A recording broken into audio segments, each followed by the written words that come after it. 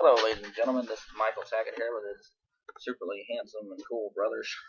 Hey, folks, how you doing? Brother Sean Tackett. Hey, This is the best friend right here, folks. This is my best buddy. We've been through a lot together, and we're going through some bad times. But you know what? We'll be okay. All right, now Sean, what you got for us? I'll turn it over to you. alright, I'm just going to tell you far out right now, folks.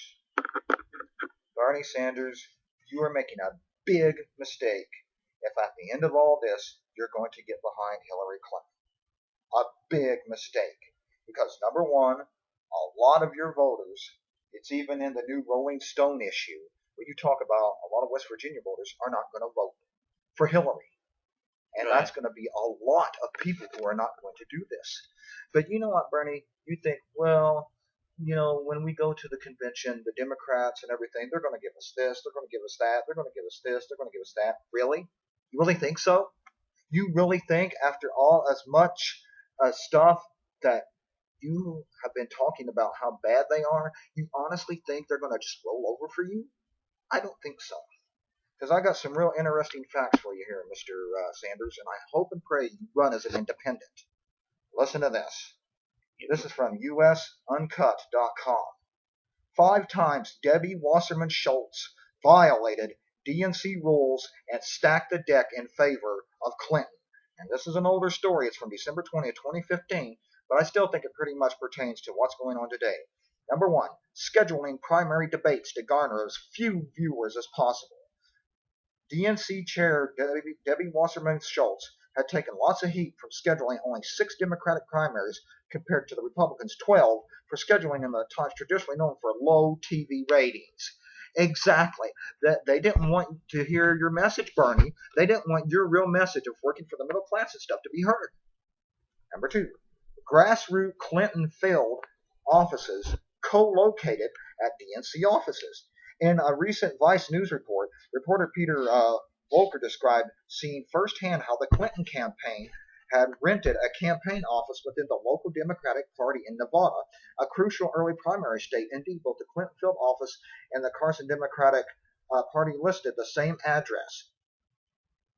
Unbelievable. Where was Bernie's office? Didn't have one. Okay.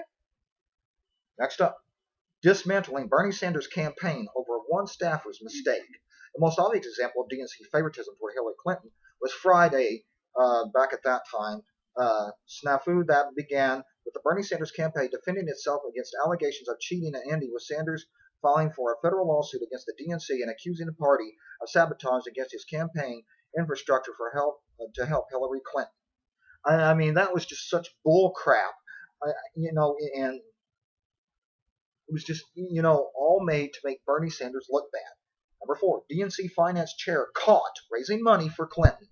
The DNC operates under strict rules, remaining impartial during the primary process until the nominee has been selected. But one top DNC official was just caught raising money for the Clinton campaign. Wow. Number 5, the DNC lined up superdelegates for Clinton before the first debate.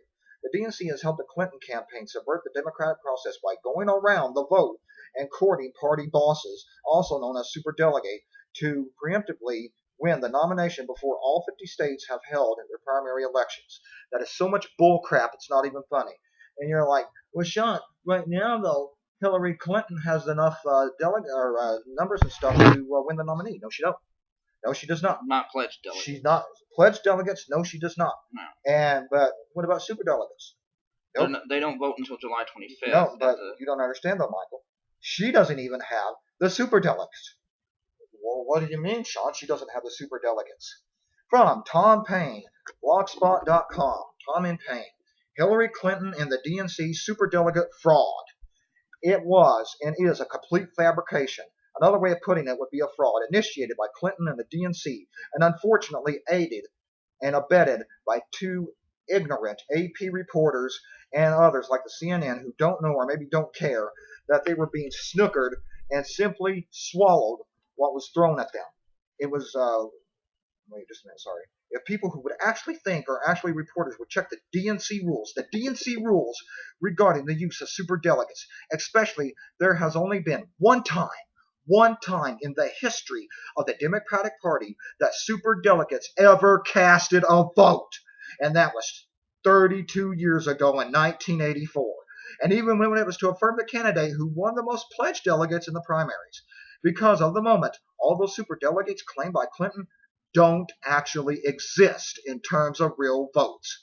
The only delegates that count right now, and all probability ever will count, are pledged delegates won by the primaries, not even superdelegates. You don't have the nomination, Hillary. You don't.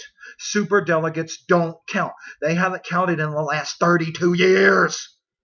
I mean, they can throw that, they can show their support and everything, but really, they don't really matter. No, they don't. No, they don't. No. It only comes down to when Pledge both delegates. candidates don't have, Right.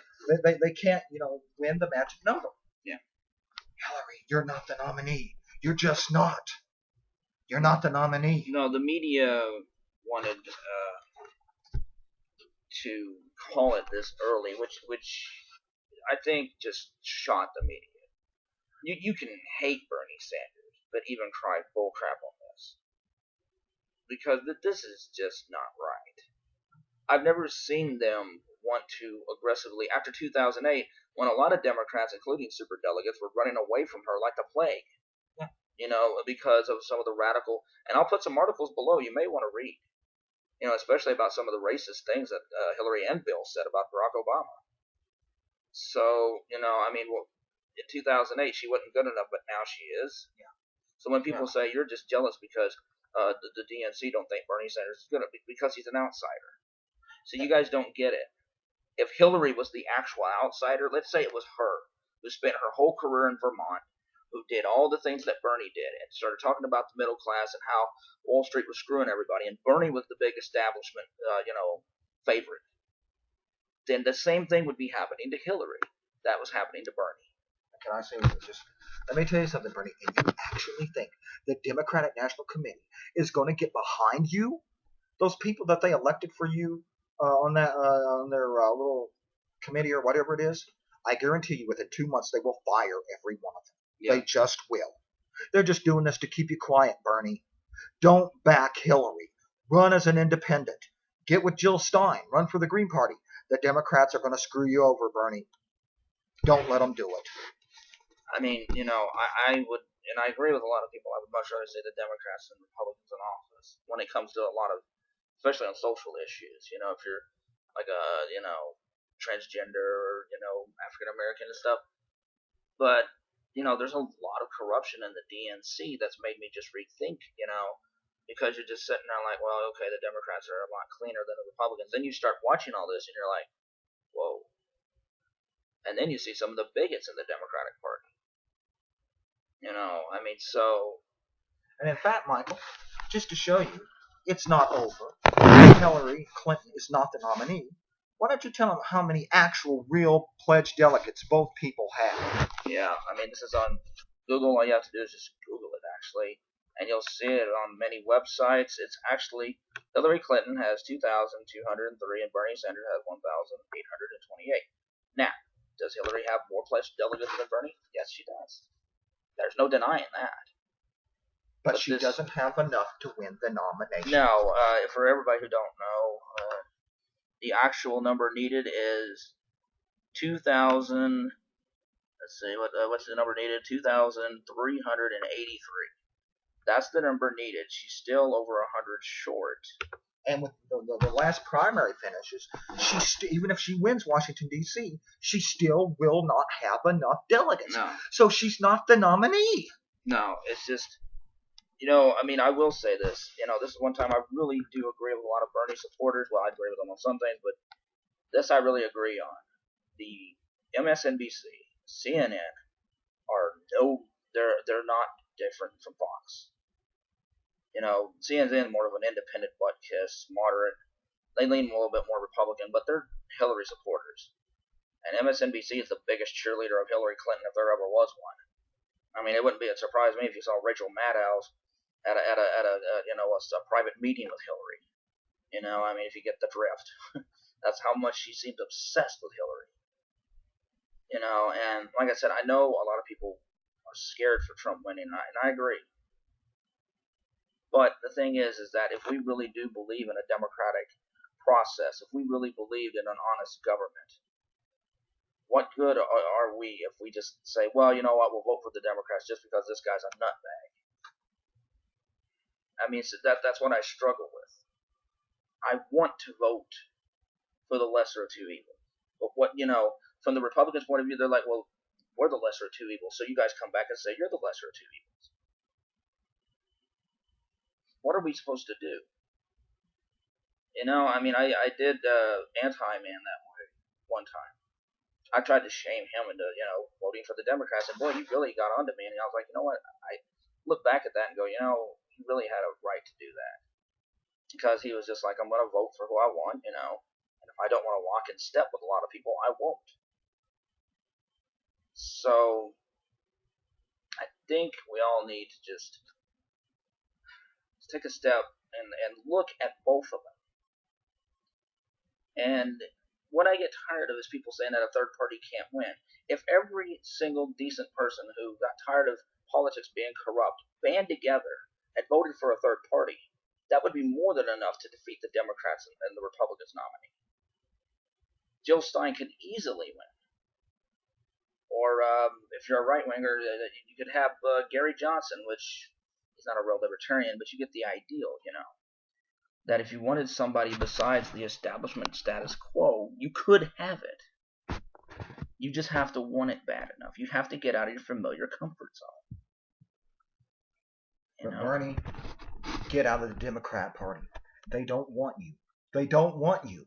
They've done everything to screw you out of this nomination. And you honestly think, well, I'll just get behind Hillary now. They used and played you like a violin, sir. You're better than that. I would run with Jill Stein. I'm voting for Jill Stein for the Green Party. I'm not voting. I'm sick of voting for the lesser of two evils. I've done it my whole voting career life. I'm sick of it. I'm going to vote my heart this time. I'm voting for Jill Stein. Bernie, get out.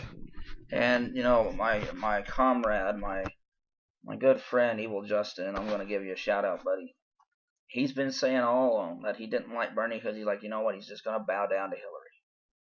And if you do give in, Bernie, you're basically going to be proving him right. So I hope you think about what you're doing.